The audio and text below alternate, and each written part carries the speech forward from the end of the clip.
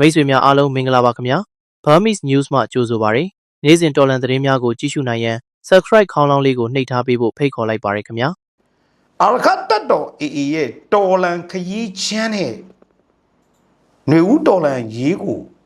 အောင်မြောင်ဦးဆောင်မဲ့အခင်း UWSC ရဲ့ MNDAA ရဲ့ကြီးရေရှမ်းကြောင့်လွတ်တော်ကြီးပါမြုပ်ပြီးစစ်အစိုးရစစ်လွတ်တော်ပါရေထဲမျောသွားNUG နဲ့မဆိုင်ဘူးလို့ဒီနေ့ဒဲထွက်ရှိုးတယ်ဒီနေ့ဒီအကြောင်းအရာတွေသုံးသပ်သွားမှာဖြစ်တဲ့အပြင်စစ်တပ်ဘက်ကတော့မူဆယ်တီဘောလမ်းမကြီးတစ်လျှောက် MND တက်များစုတ်ခွာပေးဖို့တောင်းဆိုထားတယ်ဒီဆွေးနွေးပွဲမှာတော့တောင်းမယ်ထင်တယ်နေပြည်တော်မှာတွဲဆုံမှုလုပ်ခဲ့ရင်နေဇက်ကုံတွေကြီးလမ်းကြောင်းပေါ်ကနေ MND တက်တွေစုပ်ပေးဖို့အထူးဒေသတွေနေမြေတတ်မှတ်ပေးဖို့ကိစ္စတွေဆွေးနွေးဖို့ရှိတယ်ဖြစ်နိုင်တယ်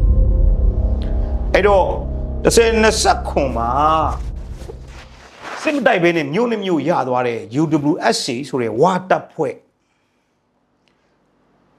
သူကတော့ငကိုလေးကတော့အမျက်ထွက်နေတဲ့သူပေါ့ဗျာနော်ပြည်နယ်ရရှိရေးရည်မှန်းချက်ပေါ့ရှိတယ်ဆိုတော့ Confederate style ပေါ့ဒါပေမဲ့ပြည်နယ်ရရှိရေးလို့ပြောပေမဲ့ငကိုလေးကလည်းဝပြည်နယ်တွေကိုအုပ်ချုပ်ခွင့်ရတဲ့ဒေသတွေကိုဗမာမှတ်ပုံတင်နဲ့တော့ဝင်လို့မရပါဘူးဗမာငွေမသုံးပါဘူးဗမာစကားမပြောပါဘူးရှင်းတယ်နော်အဲ့တော့ SSC တို့ SSP တို့ SNA တို့နဲ့လည်းတောက်လျှောက်တွေ့နေတယ် DNL ဘက်ကလည်းတအောင်ပြည်နယ်ရရှိရေးတောင်းတယ်ချုပ်ရရင်စစ်တပ်ရဲ့တိုင်းသားတွေပေါ်ရှမ်းမြောက်ပေါ့ဗျာနိုင်ငံရေးစစ်ရေးတော်လှန်ရေးကစားကွက်ကတိုင်းသားတွေကိုလိုချင်တဲ့ဟာဖြစ်တဲ့ပြည်နယ်တွေကိုပိုင်အုပ်ချုပ်ခွင့်တွေကိုစစ်တပ်ဟာဗဟိုပုံစံကင်ပြီးတော့ပေးပြီးတော့အလဲအထက်လုပ်ပြီးတော်လှန်ရေးထဲမပါနဲ့မင်းတို့မပါနဲ့ငါတို့မင်းတို့လိုချင်တာပေးမယ်တော်လှန်ရေးကိုကန့်ထုတ်နေတဲ့အခြေအနေကိုဘွားကြီးတွေ့နေရတယ်လူပါတိုတဲ့လူရင်းပြောချင်တာနော်နောက်တစ်ခုအဲ့ဒီထဲမှာအာရခတ်တက်တော် AA ရဲ့အခန်းကဏ္ဍမြောက်ပိုင်းညီနောင်၃ဘွဲ့မှာ DNL MND အာရခတ်တက်တော် AA ပါတယ် FVNCC မှာ9ဘွဲ့ KIA လည်းအပါ SSPB လည်းပါတယ်မြောက်ပိုင်းညီနောင်၃ဘွဲ့လည်းပါတယ်ဒီ9ဘွဲ့ဆိုတော့လက်ရှိချိန်ကြီးတော့ KIA ကစစ်တပ်နဲ့နိုင်ငံရေးဆွေးနွေးမယ်လို့တော့တရားဝင်ဘာမှမပြောသေးဘူးဒါပေမဲ့1994မှာတော့ KIA ကနိုင်ငံရေးဆွေးနွေးခဲ့ဘူးလေအဲ့ဒီနိုင်ငံရေးဆွေးနွေးမှုရဲ့ကြရက်ဟာဒီမြောက်ပိုင်း ABSDF အဲ့တော့တပ်ပေါင်းစုကြီးဗျ KIA ပါပါတယ်အဲ့ပါဒီ ABSDF ရဲဘော်တွေကသဘောမတူဘူးတပ်ပေါင်းစုအနေနဲ့ပေါ့ဗျာတပ်ပေါင်းစုကတပ်ဖွဲ့ဝင်အနေနဲ့သဘောမတူဘူးလို့ကန့်ကွက်မှုတွေကြုံခဲ့ဘူးတယ်အဲ့ဒါနဲ့ပတ်သက်ပြီးတော့မြောက်ပိုင်းညီနောင်တပ်ဖွဲ့မှာပါချောင်းအရေးခင်းပေါ့ចောင်းသားချင်းတက်တယ်ပါချောင်းကိစ္စမှာကျွန်တော်တို့ခင်ဗျားတို့မမြင်ရတဲ့ပြဿနာတွေအများကြီးရှိတယ်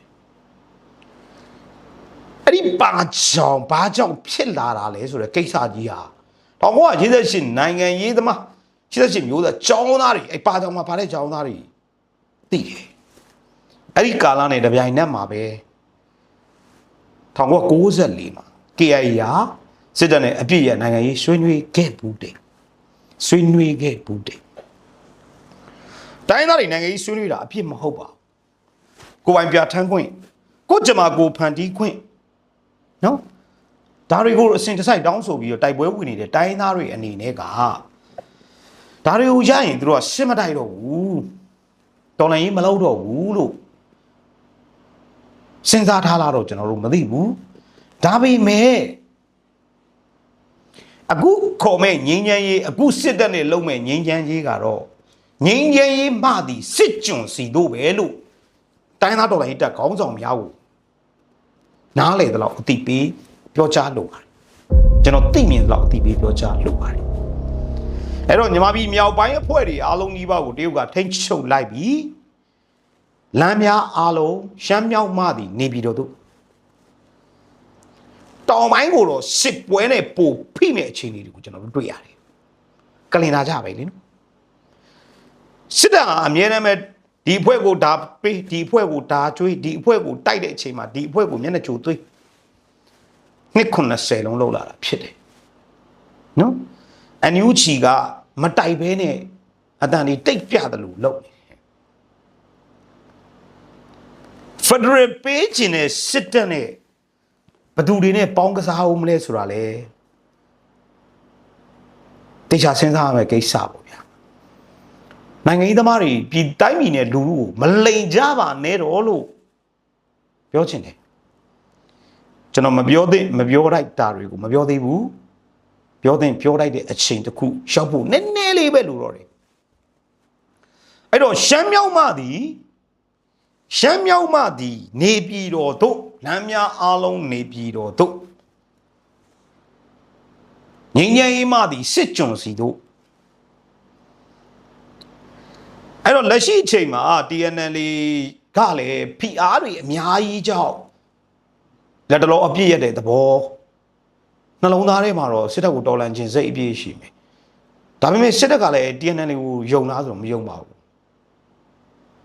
သူကရင်တို့စကိုင်းတို့မကွေးတို့ရခိုင်တို့ကချင်တို့တိုက်ချင်လို့ရှမ်းမြောက်ကတော်လှန်ရေးအဖွဲ့တွေကိုချွေးသိပ်ထားတာကိုသိဖို့လိုတယ်လို့ TNL ရော MND ရောဝါကိုကျွန်တော်ပြောချင်ပါတယ်ကျွန်တော်ထက်လဲခင်ဗျားတို့ပိုသိမယ်လို့ယူဆပါတယ်အာရခတ်တပ်တော်အဲ့ဒီအချိန်မှာကြံနေသေးတဲ့အာရခတ်တပ်တော် AA ရဲ့အခန်းကဏ္ဍအာရခတ်တပ်တော် AA လက်ရှိဘာလုပ်နေလဲအာရခတ်တပ်တော် AA လို့ပြောတာကနည်းနည်းလေးမပြည့်စုံဘူးအာရခပြည်သူတော်လှန်ရေးအစိုးရနဲ့အတူရခိုင်ပြည်ကြီးဘလို့ချီတက်နေလဲလို့ပြောရင်ပိုပြည့်စုံတယ်ဒါလေးမပြောခင်တော်လှန်ရေးတပ်တွေကိုကျွန်တော်တတိပေးစကားလေးတစ်ခုပြောချင်ပါတယ်တော်လှန်ရေးတပ်ဖွဲ့တွေတော်လှန်ရေးတပ်သားတွေရဲဘော်တွေမိတ်ဆွေတွေတငယ်ချင်းတွေညီကိုတွေအားလုံးကိုလေးလေးနက်နက်ပြောချင်တာကနိုင်ငံရေးသမားတွေအာဏာတည်ဆောက်ဖို့အတွက်လက်ကင်တို့တက်မဖြစ်စေနဲ့တော်လှန်ရေးတပ်တွေဟာနိုင်ငံရေးသမားတွေအာဏာတည်ဆောက်ဖို့လက်ကင်တို့တက်မဖြစ်ကြပါစေနဲ့နည်းနည်းလေးစကုတ်လေးတစ်ခုထပ်ချဲ့ပဲနိုင်ငံရေးသမားတွေဟာမြန်မာနိုင်ငံရေးသမားတွေဟာတပ်ဖွဲ့တွေလက်နက်ကင်တပ်ဖွဲ့တွေပေါ့ဥပမာစစ်တပ်ပေါ့ဖက်စစ်တပ်ပဲပြောမိမိအာဏာရရေးအတွက်အဲ့ဒီစစ်ခေါင်းဆောင်တွေစစ်တပ်ကိုမိမိတပ်ဖြစ်ရေးအတွက်လုပ်ခဲ့တာအခုမှမဟုတ်ဘူးဖဆပလာခိကဆိုရှယ်လစ်အုပ်စုဦးကျော်ငိမ့်တို့အုပ်စုပေါ့ဗျာတဲ့တယ်ပြောရင်နေဝင်းကိုမွေးပြီးတော့စစ်တပ်ကိုသူ့ဆိုရှယ်လစ်အုပ်စုတက်ဖြစ်အောင်လုပ်ရင်းနဲ့ချုပ်ပြောလိုက်မယ်နော်နောက်ဆုံးတော့ဦးနုကသူများတွေတော့အစားမခံဘူးနေဝင်းကိုငါစားမယ်ဆိုပြီးဒုတိယဝန်ကြီးချုပ်စခန့်စစ်တပ်ကိုနိုင်ငံရေးမှာလူရသွင်းပြီးတကိုးထွားစေခဲ့တဲ့မြန်မာနိုင်ငံရေးသမားတွေစစ်တပ်ကိုမိမိတက်ပေါ့ဗျာမိမိလက်ကင်တက်မိဩဇာညောင်းရေးအလူအရက်လှုပ်ရင်းနဲ့စစ်ဘလူးဟာအဆွဲပေါက်ပြီးလက်ရှိတိုင်းပြည်ကိုဒီနေ့ဒီလိုအချိန်ဂုံသွေးစုပ်အမျက်ထုတ်အာဏာသိမ်းနိုင်လောက်တဲ့အထိအင်အားကြီးမှလာတာဖြစ်တယ်အခုလက်ရှိအခင်းချင်းမှာလဲကျွန်တော်ပြောတာမှားခြင်းလည်းမှားလိမ့်မယ်သို့တော့ကျွန်တော်မှန်းဆချက်ဖြစ်တယ်ပကဖဆိုတာကိုလက်နက်တက်တယ် PDF လက်နက်တက်တာတယ်ပကဖကိုပြည်ရေးကြီးကဂိုင်ထားတယ်ဥပမာပေါ့နော်ပလဖကိုပြည်ရေးကြီးကဂိုင်တယ်ပအဖကိုပြည်ရေးကြီးကဂိုင်တက်ရင်တက်ဖွဲ့စစ်ဒေသတွေကကာကွယ်ရေးအောက်ပါပြည်ရေးကြီးမှာကကိုလင်ကိုလက်ကာကွယ်ရေးမှာကဥရှိမုံအဲ့ဒီနိုင်ငံရေးသမားတွေကမိမိအာဏာတည်ဆောက်ရေးအတွက်တပ်ဖွဲ့တွေအသီးသီးကိုအသုံးချခဲ့ရင်အသုံးချတဲ့အလေးအထားကျင့်သုံးခဲ့ရင် တော်လိုင်းတက်သားတွေဂုံတိတ်ခါအင်မတန်ညှိုးနွမ်းသွားမှာဖြစ်ပါတယ်တမိုင်းမှာမြန်မာနိုင်ငံကြီးသမားတွေစစ်တပ်ကိုမိမိတက်ဖြစ်ရေးအသုံးချခဲ့တဲ့အတွက်နေဝင်တကူထွားပြီးစစ်အာဏာစသိမ်းခဲ့တာပေါ့ဗျာဒီတစ်ခေတ်မှာတော့ကျွန်တော်တို့ຫນွေဦးတော်လိုင်းကြီးကလက်နက်ကင်တပ်ဖွဲ့များတော်လိုင်းကြီးရဲဘော်များဟာအာဏာနိုင်ငံရေးသမားတွေအာဏာတိဆောက်ဖို့အတုံးချခံတက်ဖြစ်လို့မရဘူးလို့လူမြတ်ကျော်ကစိတ်နှလုံးထဲကလေးလေးနက်နက်တတိပေးလို့ပါတယ်ပြောချလို့ပါတယ်အဲ့တော့အာရကတတော်အေးရဲ့အခန်းကဏ္ဍကိုပြန်သွားရအောင်အာရကတတော်အေးအဲ့ဒီအခန်းကဏ္ဍလေးနဲ့ပတ်သက်ပြီးကျွန်တော်တို့သိခဲ့တဲ့အကြောင်းအရာတွေအပြင်ပေါ့ဗျာရိုးဘတောင်တိုင်းကတံပြန်တိုက်ပွဲကြီးဆိုတဲ့စောင်းမလေးကိုအခြေခံပြီးကျွန်တော်ပြောချင်တယ်ဂျကန်တီပြည်နယ်လုံးသိမ်းထားတဲ့အာရကတတော်အေး14မြို့နယ်ချင်းပြည်နယ်မှာပလက်ဝကိုထိန်းထားတယ်တပ်စုပွဲမှုအင်အားနဲ့တဘာဝအရင်အတားတိုင်းနေနဲ့ကောင်းကောင်းစစ်ပြင်ထားတယ်အဲ့တော့ရက်တရာစီမံကိန်းကိုယ်တိုင်ခန့်တံပဒါနဲ့လွတ်တော်သူရွေးကောက်ပွဲအတုဟာရခိုင်စစ်မျက်နှာကိုဒီရပိုင်းမှာပြင်းပြင်းထန်ထန်ဂျက်လေရင်အုပ်စု MI35 အုပ်စုတွေနဲ့ဘုံကျဲနေတာပဆက်ဆက်ရဲ့စဘုံကျဲဖိအားပေးနေတယ်ကရင်ကိုလည်းဖိအားပေးနေတယ် KIA ကိုလည်းဖိအားပေးနေတယ်ကျွန်တော်မှန်းဆချက်အရာဆိုရင်ຫນွေဦးတော်လိုင်းကြီးမှာအတူတိုက်ပွဲဝင်မဲ့တိုင်းသားတော်လိုင်းကြီးတပ်ဖွဲ့3ခုလောက်ပဲရှိတယ်လို့ကျွန်တော်မှန်းဆတယ်အာရကတတော်အေးမတစ်နံပါတ်2 KNU နံပါတ်3 KIA အခြားမွန်တို့အခြားတပ်ဖွဲ့တွေလည်းရှိကောင်းရှိနိုင်မယ်ဒါပေမဲ့ဒီနေပေါင်းများစွာတော်လိုင်းနဲ့တိုင်းသား ERO လို့ခေါ်တဲ့အင်အားကြီးတပ်ဖွဲ့တွေကဆိုရင်ပေါ့ဗျာအရင်တစ်ချိန်တုန်းကတော့ MNDAA တို့ DNL တို့ဟာလောက်လအင်အားမရှိတဲ့အပြင်ကို AA လည်းပါတာပေါ့ဗျာနော်ကျွန်တော်တို့ဒီ NCA ထိုးတဲ့ကိစ္စမှာတော့အာရကတတော် AA ရဲ့ DNL ရဲ့ MNDAA ကိုမဖိတ်ဘူးလက်မှတ်မထိုးခိုင်းလို့ KIA ကလည်းမထိုးဘူးလို့တာဒီလိုရဲဘော်ရဲဘက်စိတ်တွေရှိတဲ့ KIA AA DNL နဲ့ MNDAA ကတော့တရုတ်ရဲ့ဖိအားပေါ့ဗျာသူတို့တရုတ်နယ်စပ်မြင်းမှာနေရတော့စစ်တပ်နဲ့သွားပြီးလက်မှတ်ထိုးရပေမဲ့တိတ်ကြီးတော့စစ်တပ်ကိုယုံကြည်ကြိုက်နေတာမဟုတ်ဘူးဆိုတာကိုတော့ကျွန်တော်တို့မှန်းဆမိတယ်ထားပါတော့အဲ့တော့လက်ရှိမှာစစ်တပ်ဟာရခိုင်ဝင်ပေါက်တီတွေကနေရခိုင်ပြည်နယ်တွေကိုထိုးပေါက်ဝင်ရနိုင်ဖို့အတွက်ပြင်းပြင်းထန်ထန်စစ်ထိုးနေတယ်အဓိကရခိုင်မှာပြည်မနဲ့ကျွန်တော်ပြည်မဆိုတာဒီမြန်မာမြေပြန်းနဲ့ဆက်ဆက်နေတဲ့ဝင်ပေါက်ကြီး3ပေါက်ရှိတယ်အခုတော့ပလက်ဝပေါက်နဲ့ဆို4ပေါက်ဖြစ်သွားတာပေါ့နော်ဒီထွက်ပေါက်တွေပေါ့ဒီအပေါက်တွေကိုပြည်မကနေဝင်လာမဲ့အပေါက်တွေကိုအာရကတတော်အေးနဲ့ပေါ့နော်ဒီစစ်တပ်နဲ့စစ်စင်တိုက်ခိုက်တဲ့နေရာမှာအဓိကကတော့အာရကတတော်အေးနဲ့မဟာမိတ်တွေရဲ့ကိုခံအားဟာရေရှည်မှာစကားပြောလာလိမ့်အဲ့တော့တိုက်ပွဲတွေကတော့ဇွန်လဒီဇူလိုင်လတော်တော်ပြင်းထန်နေတယ်မကွေးစစ်မျက်နှာအဗရန်လန်းချောင်းမှာနပခနဲ့အတူအမ်းမြို့ကို2024မှာသိမ်းထားတာအဗရန်ရိုးမှာတောင်ပေါ်လန်းတိုင်းမကွေးတိုင်းကိုထိုးစစ်တွေချီတက်ခဲ့တဲ့အာရကတတော်အေးနဲ့မဟာမိတ်တပ်တွေနိုင်ကန်ဗျူဟာမှာစစ်တပ်ကတာမြန်ထိုးစစ်ပြန်ဆင်တယ်မကွေးတိုင်းငဖဲနိုင်ကန်ဗျူဟာစခန်းငဖဲအနောက်ဘက်22မိုင်မှာမင်းမှုဗရန်အန်ကာလမအနီးပင်လေရီပြီးမျက်နှာပြင်အထက်4000ရှိတဲ့နိုင်ကန်ဗျူဟာစခန်းမကြာခဏဝိုင်းဝန်းနဲ့ပိတ်ဆို့တဲ့တိုက်ခိုက်တဲ့အခုချိန်ထိနိုင်ကန်ဗျူဟာကိုပိတ်ဆို့ထားတယ်လက်နက်ချအလုံးဝင်မှုတွေတရဇက်ဖြစ်နေတယ်ဒါပေမဲ့တစ်ဖက်မှာဗရန်အခြေဆိုင်အမြောက်တက်စစ်စင်ရေးကိုကမှုဌာနချုပ်မဆက905နဲ့ငဖဲကပ္ပစ14လက်နက်ဆက်ယုံတွေကနေနိုင်ရီကန်ကိုစစ်ကူတွေရိတ်ခါတွေပို့ဆောင်မှုကြိုးပမ်းမှုတွေတရဇက်လုံးနေတဲ့အခြေအနေတွေ့ရတယ်နိုင်ရီကန်ကိုအင်အားဖြစ်ဖို့စစ်တပ်ကအစင်မြဲကြိုးပမ်းနေတယ်လေနေလက်နက်ကြီးတွေ drone တွေနဲ့ပစ်ကူပေးမှုတွေနေ့တိုင်းလုပ်နေရတယ်လမ်းကြောင်းရှင်းတယ်လေပေါ့စစ်တောင်းထိုးဝင်ရောက်ဖို့စ조사တိုင်းမှာရကတက်တော်ကြီးနဲ့မဟာမိတ်တပ်တွေကဂျားပြတ်ပိတ်ဆို့တိုက်ခိုက်ဂျားပြတ်ပိတ်ဆို့တိုက်ခိုက်နဲ့တက်လန်ပြန်ထွက်သွားတာ3ချိန်ကြာမလဲရှိတယ်နော်ပြည်ပြည်စစ်ကူတွေလမ်းကြောင်းတွေပိတ်ထားတော့စစ်တပ်ကဘာလုပ်လဲ ဂျက်လေရီတွေဝိုင်တွဲတွေကာမီကာစီတွေပေါ့ဗျာအစားရှိတဲ့ဟာတွေနဲ့တော်လိုင်းတက်တွေထိန်းချုပ်ထားတဲ့ဂုတ်ကြီးပစီနေ့တိုင်းပုံကျဲတယ်လက်ရှိနိုင်ငံပြူပါမှာလေမိုင်းပန်ကတတ်မှမှုတူထိုင်ပြီးတော့ကိုကဲကြီးမှုလုံးနေတယ်လို့ကျွန်တော်တို့သိရတယ်နိုင်ငံကတော့စစ်ကလွန်ဆွဲနေတယ်နိုင်ငံကာငင်းကုန်းတွေကိုစစ်တပ်ကသိမ်းလိုက်အရခတ်တပ်တော်ကသိမ်းလိုက်အဲ့လိုအခြေအနေမျိုးတွေ့ရတယ်မနက်2 နာရီလောက်မှဆိုရင်လေမနက်ဆောင်ညတော့တခါလေးပေါင်းစားတဲ့စစ်ပွဲဖြစ်တဲ့ဒေတာဖြစ်နေတယ်နော်အဲ့တော့လက်ရှိမှာတော့ဗရန်အနောက်တန်းကနေလက်နက်ကြီးတွေထိုင်ထားတယ်ဒီကြောင့်ပြစ်ကူပေးနေတယ်ပြည်သူစစ်အောင်နိုင်ဦးဆိုတဲ့ရဲဘော်ကရှမ်းပြည်တော်ပိုင်းလွိုင်းလင်းစာတိရန်ကုန်မှာစစ်မှုထမ်းခံရပြီးတော့ခမရ904မှာတင်တဲ့တက်ပြီးနေရီကန်ကထွက်ပြေးလာတာအေနဲ့တော်လိုင်းတက်တဲ့လက်နက်ချအလင်းဝင်တဲ့ရဲဘော်ဒီရဲဘော်ပြောပြချက်အရ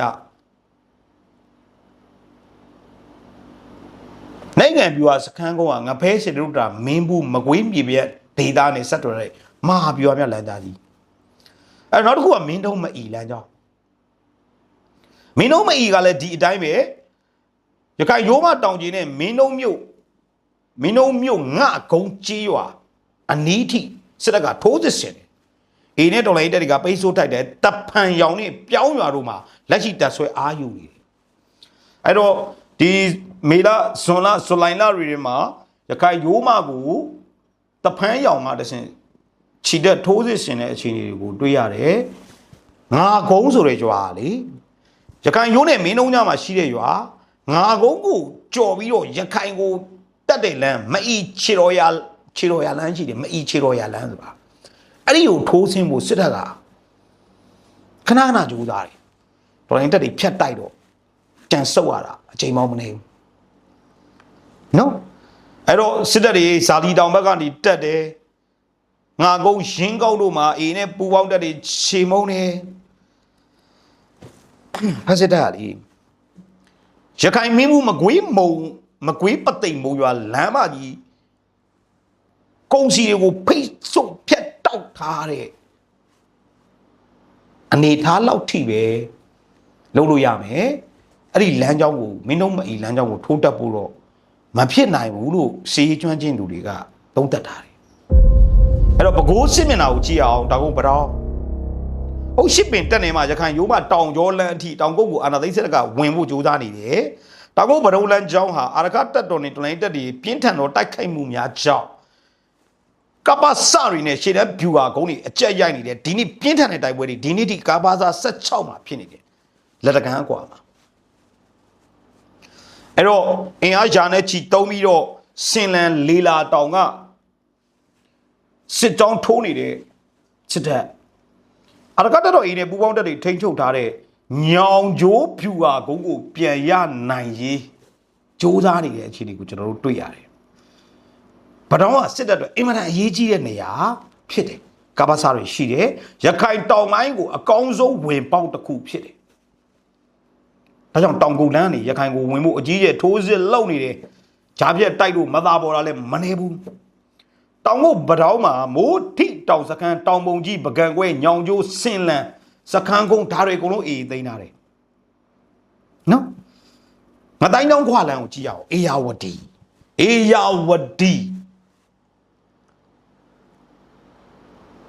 ရခိုင်ပြည်ကိုဝင်ရောက်ဖို့အတွက်ငတိုင်းတောင်ခွာရေကြီးလမ်းကြောင်းပသိမ်ရွှေတောင်ရန်ခွာဒီလမ်းကြောင်းတွေရှိတယ်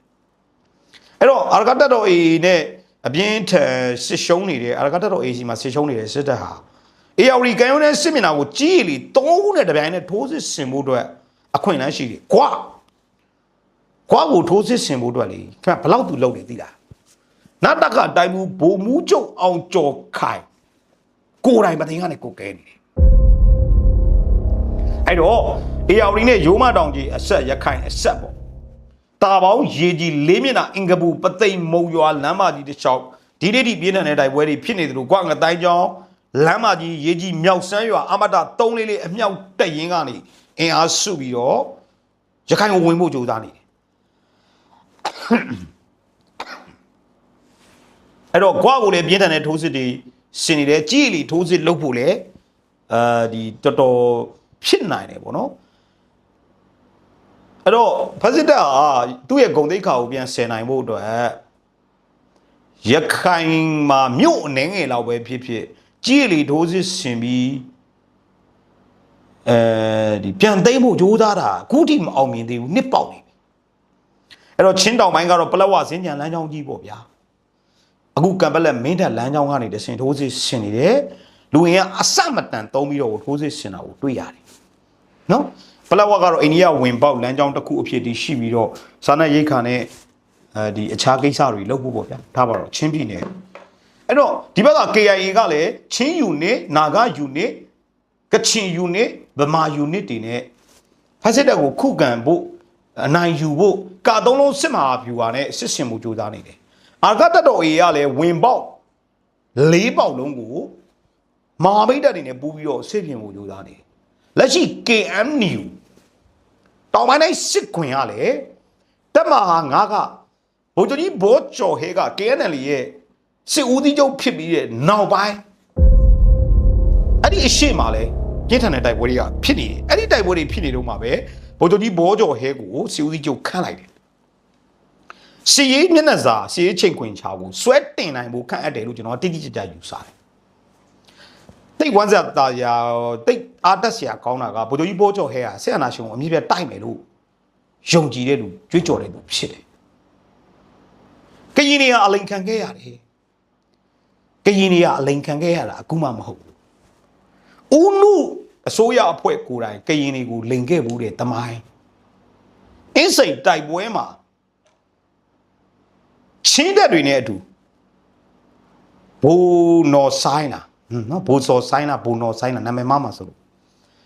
ကချင်တက်တွေနဲ့အတူပေါ့ဗျာကရင်တက်တွေနဲ့ပူပေါင်းပြီးမန္တလေးတစ်မြို့လုံးကိုတင်ထားနိုင်တဲ့အခြေအနေရန်ကုန်အင်းစိန်ရန်ကုန်မြို့ကို9မိုင်กว่าပဲရန်ကုန်မြို့ကနေ9မိုင်ရန်ကုန်မြို့9မိုင်กว่าပဲရှိတော့တယ်အင်းစိန်ကြီးတင်ထားနိုင်တဲ့အခြေအနေမှာဦးနုဆိုရပွဲလိန်ငယ်ဘူးတယ်မလိန်တပတ်လုပ်ပြီးတမိုင်းကပြောရင်ခြေသွားမယ်အဲ့တော့အဲ့ဒီအပြင်ကိုထပ်ပြီးတော့ကျွန်တော်တို့ဗိုလ်ချုပ်မြလက်ထက်မှာလဲဖက်ဒရယ်ပြည်ထောင်စုတည်ဆောက်မယ်ဆိုပြီးတော့ဗမာတွေ88ရေးခင်တော့ကလောက်ခဲ့ကြတော့ဗိုလ်ချုပ်မြပြောတာလေးတခုကြားဘူးလေနင်တို့ဗမာတွေကဖက်ဒရယ်ဆိုပြီးတော့လာလိုက်ပြီးရင်အမေရိကသွားလိုက်ကြတယ်ငါတို့ပဲကြံခဲ့တယ်ဆိုတဲ့စကားလို့တခါတလေကြရင်တိုင်းရင်းသားတွေကဗမာတွေကိုမယုံဘူးဆိုတဲ့စကားရက်ကိုကျွန်တော်ညင်းပယ်ပါတယ်ဗမာနိုင်ငံရေးသမားတွေကိုတော့သူတို့သိမယုံကြဘူးဆိုတဲ့အချက်ကအခုထိရှိနေတော့မယ်ဗမာပြည်သူလူထုနဲ့ကရင်ပြည်သူလူထုကတော့ဖက်လဲတကဲမှာပဲဒါပေမဲ့ကရင်ခေါင်းဆောင်တွေနဲ့ဗမာနိုင်ငံရေးသမားတွေနဲ့ခြားထဲမှာအဲ့လိုသမိုင်းတွေရှိခဲ့ဘူးတော့အခုမျိုးရံအောင်တင်ဆလာပြန်ပြီဗမာနိုင်ငံရေးသမားတွေအပေါ်မှာကရင်တွေရဲ့အတိတ်ကကိစ္စတွေပေါ့ဗျာနော်ဒါပေမဲ့အဲ့ဒါတွေကိုအဲ့ဒီဗမာနိုင်ငံရေးသမားတွေရဲ့ဒီကလီကမာလုံးမှုတွေကိုပေါ့ဗျာဒီနေ့လက်ရှိဗမာလူငယ်တွေကြီးစက်တွေဟာအသက်နဲ့ရင်းပြီးသွေးဆက်တွေနဲ့တက်တည်ပြနေတယ်ဆိုတော့တော့တိုင်းသားကောင်းဆောင်တွေသိသိချင်တယ်လို့ကျွန်တော်လေးလေးစားစားပြောလို့ပါတယ်။တမိုင်းမှာတော့ကရင်တွေကိုဗမာတွေလိန်ခဲ့ဘူးတယ်ဆိုတာကိုပြောပြတာ။အဲ့တော့ဟုတ်ပြီချုပ်ပြောမယ်။လက်ရှိຫນွေဦးတော်လန်ရေးကိုအဆုံးသက်အောင်ပွဲဆင်နိုင်ဖို့မဟာဗျူဟာတစ်ခွင်လုံးကိုခြုံကြည့်ရင်စကိုင်းမကွေးအညာအခြေကသူတွေဟာရခိုင်ချင်းကချင်နဲ့တွဲရမယ်ဒီဘက်ကပဲခူးရိုးမပဲခူးခွင်ကရင်ဗမာအတွဲအစဟာ KNU နဲ့တွဲပြီးတော့တိုက်နိုင်မရောက်နိုင်ဒီတစ်ခေါက်ပွဲပြတ်နိုင်တယ်သို့တော့ရှမ်းမြောက်ကနေနေပြီးတော့တို့ကိစ္စကတော့တရုတ်ရဲ့ဖိအားပြင်းပြင်းထန်ထန်ရှိနေတယ်ဒီတရုတ်နဲ့ပတ်သက်ပြီးတော့ကျွန်တော်တို့တိကျတဲ့သတင်းစကားပေးဖို့ဟာတော်လန်စစ်ကိုအနိုင်တိုက်ရေးတာနေအဓိကကြတယ်လို့လည်းကျွန်တော်ယူဆတယ်။ညီကုန်းချုပ်အနေနဲ့ NLD နဲ့ NUG ဒီနေ့ NLD ကကိုဘူဦးဆိုတဲ့ စမ်းကြောင်းမြို့နယ်ဒူအိုကထလာသူကတော့ CEC တွေတော့မပါဘူးထွက်ပြောတဲ့စကားကတော့ NLD ဟာတဲ့ NUG ကိုဘယ်တော့မှတရားဝင်ညွှန်ကြားချက်မပေးခဲ့ဘူး NUG နဲ့ NLD နဲ့မဆိုင်ဘူးလို့ပြောထားတဲ့အခြေအနေဖြစ်နေတယ်အဲ့တော့တော်လန်စစ်ကိုအနိုင်တိုက်ဖို့ကျွန်တော်ပြောတဲ့ဗီဒီယိုတွေကလက်ရှိစကားတွေထဲမှာ AA ရဲ့အခြေအနေမြောက်ပိုင်းညီနောင်တွေရဲ့အခြေအနေ KNU ရဲ့အခြေအနေ KIA ရဲ့အခြေအနေတွေကိုကျွန်တော်လေ့လာသုံးသပ်မိသလောက်ခင်ဗျားတို့ကိုတင်ဆက်ခြင်းဖြစ်ပါတယ်တော်လန်ထိုးစစ်ကိုအနိုင်ယူဖို့တော်လန်စစ်ကိုအနိုင်တိုက်ဖို့စကိုင်းမကွေးကအညာအခြေဟာရခိုင်နဲ့ကချင်နဲ့ပေါင်းရတယ်အညာသားတွေရခိုင်နဲ့ကချင်နဲ့ပေါင်းရှင်းတယ်ပါဒါပေါင်းမပြပေါင်းပြအဲ့ဒီတပ်ပေါင်းစုကြီးနဲ့ဒီဘက်ဘကိုးရိုးမတကြောကဘကိုးအေယာဝတီအစရှိတယ်ပေါ့နော်ကရင်ရန်ကုန်ဒါတွေက KNU ဆိုတဲ့ကရင်အင်အားစုတွေကရင်တော်လှန်ရေးတပ်တွေနဲ့တိုင်းသားကရင်တွေနဲ့ပေါင်းဒီစုံချက်မိရင်တော့တော်လှန်စစ်ဟာဝုန်းနဲ့ကြွလာလိမ့်မယ်လို့ကျွန်တော်မြင်တယ်အဲ့ဒီမှာတစ်ဖြက်လေးကြံခဲ့တာကရင်နီပြည်နယ်လို့ခေါ်တယ်ကျွန်တော်တို့အရင်ကကယားပြည်နယ်လို့ခေါ်တယ်ကရင်နီပြည်နယ်